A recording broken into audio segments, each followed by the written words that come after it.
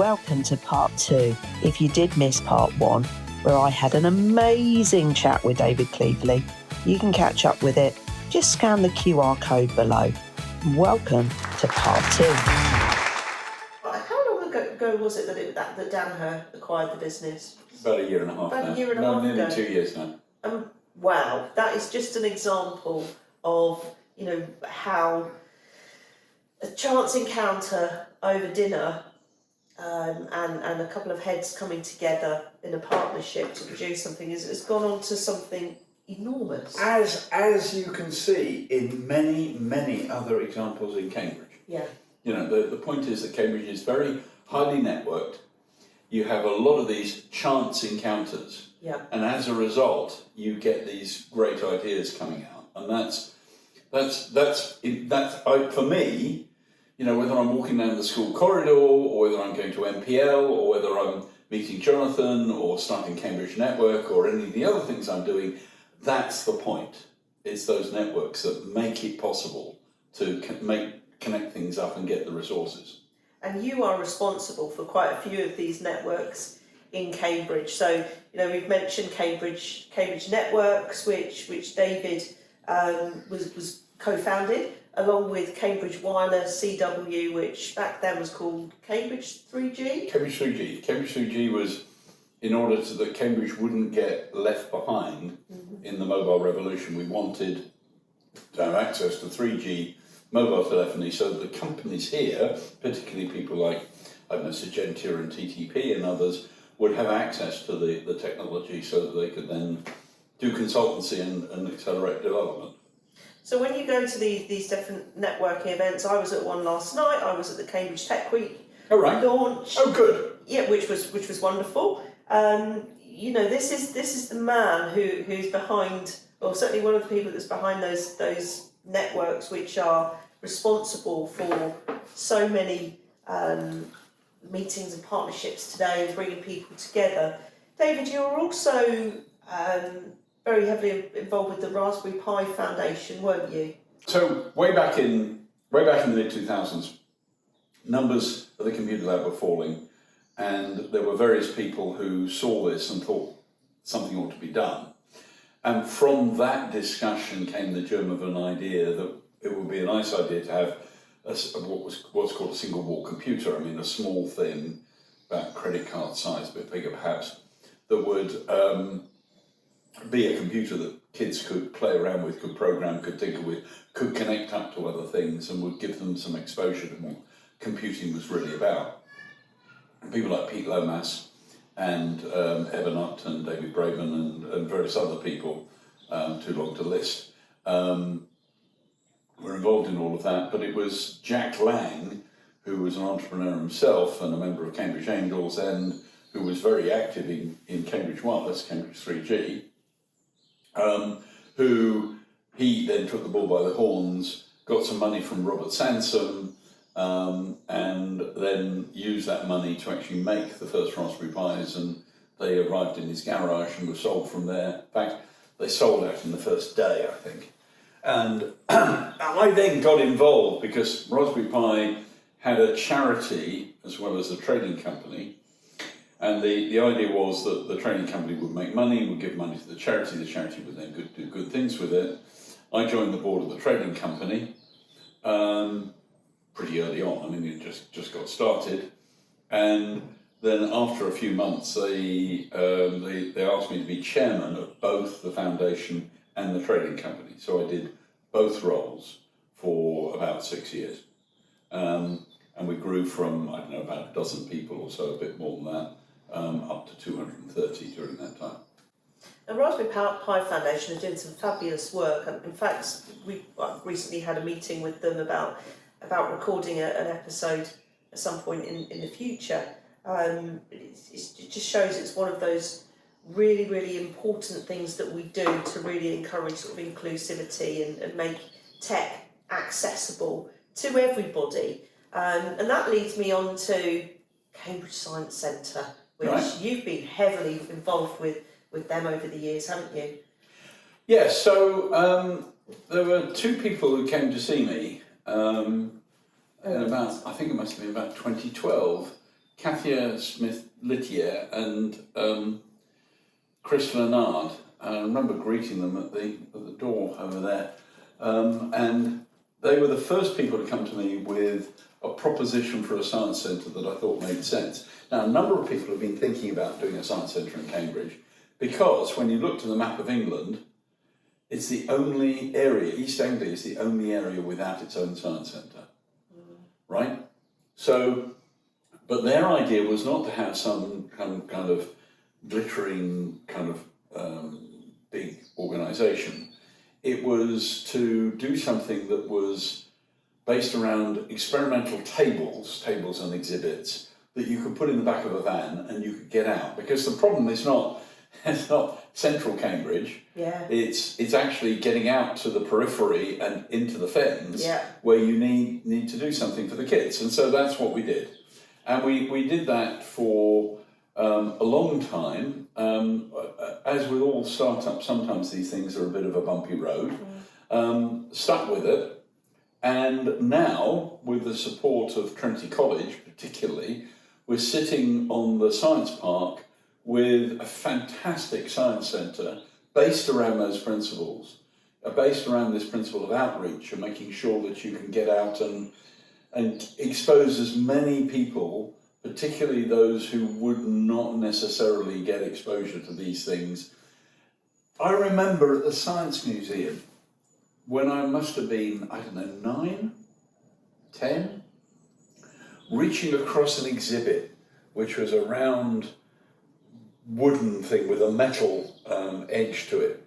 And basically, it had a capacitance sensor so that as it sensed your hand was going across to the ball in the middle, the ball would drop. And the idea was to catch the ball, right? And I suppose when I'm going and finding Norbert Wiener's book on cybernetics, it's thinking about how does that control system work, what's going on? How do you build that stuff? So I think that's really important, particularly for kids between about the age of 4 and 11. Yeah.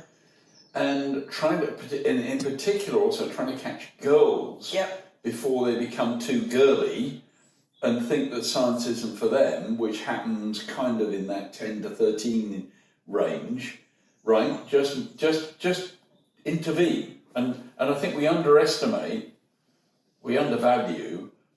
how important it is to intervene with kids when they're that kind of age. And it's, I think, geographically, where it is now on Cambridge Science Park is in just the right spot for Cambridge City, because you have got that massively deprived area in your Arbory, King's Hedges. It's saying this science park isn't the closed desert over the weekend inhabited by learner drivers, right, which is what it used to be, right? This is somewhere you can go. This is part of the community. And I think that Trinity has been really enlightened in seeing how important that is and doing something and making, just bringing some life onto the science park over the weekend. And so there's all sorts of benefits that come from doing something like this. It's honestly, we've got Becca, who's now the chief exec, and she's doing an absolutely fantastic job. She's phenomenal. I met with her a few weeks ago. We're planning to put something together on the Project Cambridge show and getting some children involved as well. So look out for that. But if you haven't been to Cambridge Science Centre, you're going to want to go there. It is amazing, not just for, they've got I think it's called something tots for really small. Oh yeah. So it goes all the way from the tots at 3, 4 years old. I mean, because they can play with stuff and stuff. Yeah. Young kids are still absorbing things. You as adults, you don't quite realise it, but they really are. And I've watched my grandchildren go around there and what they're interested in and how they're thinking about things. Absolutely fascinating. It is, and for parents as well. I think they want to really encourage parents, carers, even teachers to go there and you can. It's one of these places where there's no "do not touch" signs, which is just heaven for somebody this big. You can touch it or you can press the red buttons. Go to the Science Centre. This really, really surprised me when I was doing my research about you. So we all know David as, very active within this whole science and engineering businesses. What I didn't know is that you also have a lot of experience in the hospitality sector, and in particular you have a restaurant down in London, don't you?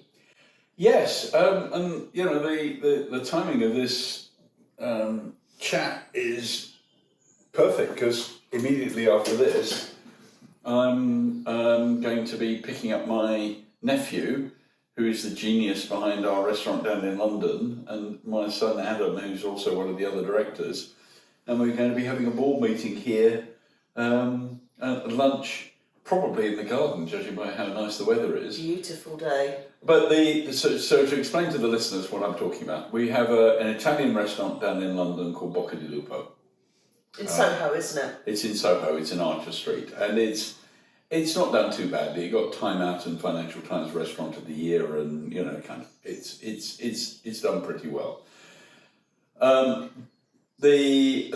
I said, the genius is Jacob, who is originally founded it with his partner Victor, and he did natural sciences at John's here in Cambridge, knows a bit about how to approach things from a proper scientific point of view, but is also incredibly creative. When he was young, he did glass blowing and all sorts of weird and wonderful things. So he really is a very smart guy. And the restaurant we've also got a gelateria across the way, but the whole enterprise is run, as you might expect, Jen, in a very business-like, I mean, slightly relaxed, of course, but very business professional way. The fact we're having a board meeting, we've got serious things to discuss about finances and about how the restaurant's running and various strategic issues that we need to discuss. It's just the same as if you were running any other business. You need to be thinking about it in the same way. So yes, it's but unlike manufacturing semiconductors, you can't eat the semiconductors, but you can have a nice meal at Bocca di Lupo. I don't know if anybody has ever been to the pint shop, which I've spent many a drunken evening, not so much recently, enjoying their very exquisite gin menu. Yes. David, you've been very involved with the pint shop over the years as well. Yeah. So pint shops are another interesting story. Not as successful as Bocca di Lupo, unfortunately, but for reasons which are kind of are instructive, right? So when Rich and Benny originally wanted to do this, my wife said, right, our due diligence will be you come to our house and you present a meal as if we were eating at the pub with the gin and tonics and with the beers and all the food and other bits and pieces, which they did, and we were very impressed with the way that they thought it through and their experience. So we backed it. Now, the idea was to build a chain. And you remember I said that with Bocca we looked at one set of restaurants and we looked at a chain of restaurants and said we wouldn't do it. Yeah. Because chains are risky, and it turns out chains are risky. So the idea was to get the basic pub idea format sorted, and then once that had been sorted, then to open other ones with the same theme, in the same way you see All Bar One or whatever they are, right? However, that relies on you throwing a dice each time you do the next one, and you've got to throw a 4 or a 5 or a 6, right? You can afford to throw something less than that on one of them, but if you throw less than a 4, 5 or 6 on 2, you're dead. Yeah. And we threw a 2 and a 3, or maybe a 1 and a 2. 1 and a 2 is exaggeration, but they were not quite good enough. And that's enough for you never to get to 5, 6, 7, 8 outlets. And so I feel for Rich and Benny, because they're very professional guys, they knew what they were doing, they knew how it worked. We were just unlucky with the next 2 that we opened, and that was it. And a lot of this game is about luck, lady luck, and chance. You talk about the dice. Yes, you can. You can often know what's going to work or what might work, but at the end of the day, things happen economically, COVID, you never really know. You just got to keep rolling that dice, haven't you? Yeah, I mean, our lives are ruled by chance. You know, the number of companies that I've been involved in where, you know, you're waiting for the thing to drop, for the thing to happen that is going to change. And if it doesn't, well, the company's gone. Yeah. You can never be certain about how this stuff is going to turn out.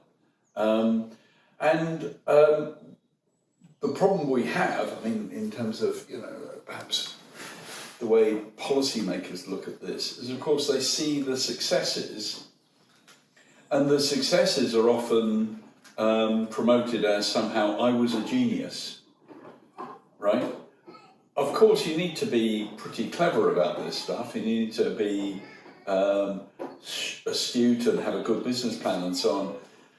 But you are going to run into chance, and there are plenty of people out there who could have had billion-dollar companies who, for one reason or another, just missed it. And we have one of my grandchildren coming past. Hello there. Hello, Hannah. One of your 11 grandchildren. Hello, Hannah. You want to see the dog, don't you? Hello. Munslow, hello. It's Munslow. So your entrepreneurship, it's not been specific to one industry. You know, you really have mixed it up and shown that it is your very systems approach, David, that you know makes you successful in what you do and knowing what will work or what might possibly work. It is engineering, isn't it? It is engineering. I think that one of my problems about the UK is that we don't value engineers enough, and sometimes engineers are their own worst enemies, of course. But I think that in other places, whether it's China or Germany or even the United States or Canada or France, I mean they value it, or Italy, they value engineers much more, and you can see the impact on their economies. You can see the impact on their decision making. You know, there's a wonderful book called 200 Years of Muddling Through in the UK, which is, you can see this kind of way in which we've kind of ambled through history. Yeah. And occasionally we'll get people like Basil Jett or 𝗔𝗹𝘀cie who will, you know, were the Elon Musks of their generation, seeing how things ought to work, and people have got behind it. But we've lost that. We have lost this notion that everything we, as Tim Minshall says, you know, Dr. Tim, yeah. We live in an environment that we've made. It's been engineered. Everything, your life is manufactured. That is what is going on. And the big problems that we have are all about these systems, and they're mostly engineering. Mm. As Pascal Soriot, who's the chief exec of AstraZeneca, said, you know, in the COVID vaccine, you know, it's about 5% or less is that scientific breakthrough, yeah. Right? 95% is the engineering. It's getting the thing produced at scale and distributed in a form that can be stuck into people's arms. Yeah. It's almost all engineering, and that's from the chief executive of a pharma company, right? We don't in the UK, we seem to value this people who can spout Latin phrases above people who actually do things. Yeah. And it is, and you know, we're talking about innovation. It's not just the design of things; it's the design that actually gets things onto the shelf, not just the CAD designs. We're talking about the supply chain. It's the whole thing of innovation. Yeah, next time you go to a supermarket, you just think, you're picking something up. Look at what is there. Yeah. How did that get there? Think of all the things from the agriculture, the entire, we're seeing it with the Strait of Hormuz, you know, just the whole world that went into whatever it is you're picking up. The amount of stuff, Tim uses that example, you know, pick up a packet of cornflakes, the cardboard in there will have gone through dozens of processes and involved activities in many countries to be able to provide you with that cardboard. Never mind about the lorries and the transport and the IT systems and all the other stuff that goes. That's all engineering. I love how excited you get about this stuff, David. So, I'd like to ask you, do you have any advice to any budding entrepreneurs? And can anybody could be one, or do you have to have a particular set of characteristics to be successful? Well, I mean, obviously, as in life, you know, there's some people who are good at painting, right? And you can practice and you can get a lot better. Some people are good at running. If you practice, you can get a lot better at running.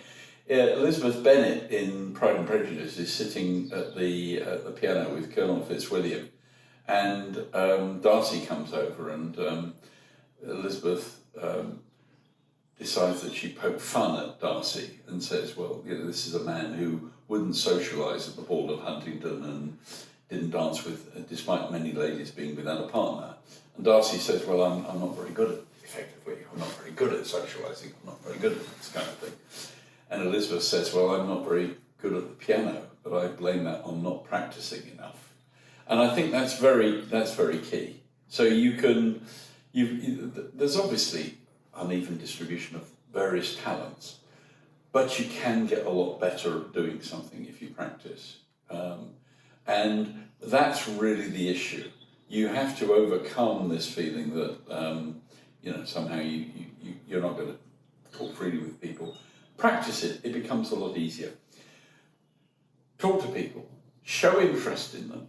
As I described when I was talking about Abcam, you know, the key was, I sat next to Jonathan, I was genuinely interested in what he was doing. And that leads to all sorts of things being uncovered that you never were expecting. The prepared mind bit, always be thinking, why is that thing happening? What is that person telling me? How does that connect up with other things?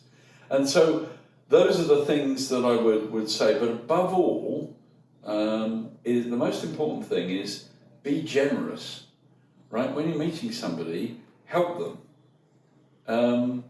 You know, I don't want to get into some kind of karma discussion about how the world works, but it does appear to me that if you're generous with your time and help other people, turns out that that works out rather well. Doesn't necessarily come as a transaction, it just works out rather well. I think it is good karma as well. And you've been very, very kind and helpful to me as well, David. He has. He's a great man. We're going to talk about serendipity. We don't have a lot of time left. This is David's book, and I think I'm more of an audiobook person. I think it's just been released on audio. Yeah, just been released on audio. Which is fantastic. So read it, listen to it, Amazon, Audible, all of that. And this is all about serendipity and do things happen by accident? Can we engineer serendipity? I don't know whether we should talk about this or whether people should just read or listen to the book. Well, let's talk about the principles involved in this, because the idea of chance, as we talked about with companies succeeding or failing, right? There's a lot of chance involved in our lives, but the chances of something happening that's beneficial, you can change the odds of that really significantly. If you go to the Bradfield Centre in Cambridge, right? The whole thing, I was involved in some of the design. So was a committee that was consulted about how to design the Bradfield. When you walk in, you see that big space and you can see people who you know. So there is much increased chance that you're going to go and have a chat with somebody, and as a result of having that chat with somebody, something good may happen. Now that's the principle that's behind all of this, that you want to encourage the circumstances in which something unexpected is going to happen. Pastor said, chance favours the prepared mind. You've got to have the prepared mind to be able to interpret it and make use of it. But the thing is, you want to create the circumstances. And you can do that with physical space. You can do that with your activities. You asked about what I would recommend. We'll go to lots of networking events and talk to people, because you never know what turns up. you know, in the Daft Punk song, you know, gonna get lucky. I'm up all night to get lucky. I mean, the point is, that's the way in which we operate our lives. We try and change the odds, and that's what this is about. So put ourselves in the position to make things happen. You know, it doesn't all happen by chance. We have to help that along a little bit. But some things just aren't mad how it does happen. So maybe there's a little bit of well, the bits in the book. I mean, without going into too much detail here, there's there's some people who've written about this as if it's some kind of mystical force that we haven't identified in the universe, which is absolute nonsense. The thing is that if you look at the maths behind networks, I don't go to the maths in the book, so don't worry, there's no maths really in the book. The bit in the book I try to illustrate with a couple of villages about why this works, and why it is that we are actually so closely connected, and with relatively little effort you can improve those connections so that the chances of good things are happening really increase by orders of magnitude, hundreds and thousands of times. Yeah, David, when you're not working, I know you've got these 11 grandchildren. We've seen one of them that's come in to get involved. You've got Munslow the dog. You're very family oriented, and you know I know you love your diving, isn't it? Diving and skiing. Yeah. Didn't manage to go skiing this year because of the arrival of the 11th grandchild. But 11th grandchild turned up and spoilt the ski trip. But so you're a really active guy, outdoor pursuits and grandkids and stuff. What don't we know about you? Can you tell us something that we don't know about you? Something interesting. Well, I nearly had a career in singing. Was it with Daft Punk? No, it was. I was in the choir in school. Now I remember. Do you know what? I kind of vaguely forgotten about that. I used to do quite a lot of singing at school, and the music master was very keen on me actually doing singing as a proper career. And I remember once my wife and I were in Prague. We were in a beer cellar somewhere, and there was a guy who was retiring from Skoda, and they were singing various Czech songs, and they invited us to sing, and so I sang some English folk songs. And I remember the look on their faces, and I then realised that actually I had quite a good voice. I never trained in it, never did anything with it, but there we go. That's of course, getting to my age now, you can hear the voice going. You know, it cracks a bit, and I just think, well, that was another life that I could have had, perhaps. Final question: Mm-hmm. Who's been your biggest influencer? That's tricky. I mean, I think my PhD supervisor, 𝗔𝗹𝘀ance, was a very big influence. Because he had he still has, he's not very well, but he's still around, had a very strong moral and ethical centre to him. And I think that was very important for me. There's people like 𝗔𝗹𝘀ance, a teacher at school, a chap called 𝗔𝗹𝘀ance, who was my English master, who produced plays that I acted in and so on, who was very influential. I think those, I suppose I picked those, they're relatively early on, aren't they? I think that the influential people you get mostly up into your 20s, I would say those are the people who've really influenced me. Apart from my wife, of course. Apart from your wife, and Mrs. Cleevely. Who's been the biggest influence, of course. Yeah, we've been brought some kind of duck, I think, here by Munslow. Thank you, Munslow. It's a pheasant. It's a pheasant, sorry, not a duck. It was a pheasant. It's a pheasant. I mean, not a real pheasant, by the way. Listen, David, it's been so wonderful talking to you and finding out all of this stuff. I want to thank you so much for being so generous with your time. As I said, there's a bit of a journey to this production. might tell you about it at some point. But if you have any questions for David, please do pop them in the comments box. We'll make sure that they get to him. Join us again soon. Give us a review, YouTube, on what's it called? Apple Music, Spotify, all of those. If you like it, tell us you like it. If you want more, we'll give you more. David Cleevely, thank you very much. Thanks, Jen.